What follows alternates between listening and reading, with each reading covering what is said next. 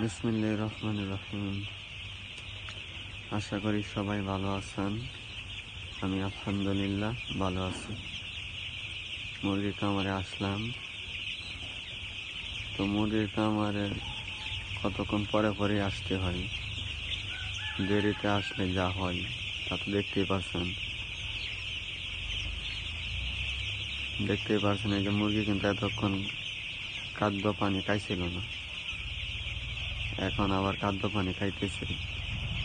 দেখতেই পাচ্ছেন এই যে খাদ্য পাতিলটা, পানির পাতিলটা, মুরগি চারদিক থেকে ঘেরা।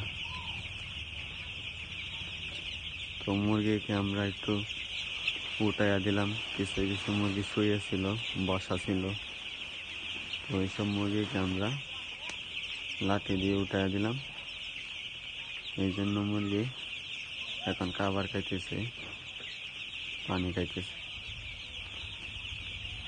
যে যেখান থেকে ভিডিওটি দেখতেছেন অবশ্যই লাইক করবেন, কমেন্ট করবেন, শেয়ার করতে বলবেন না।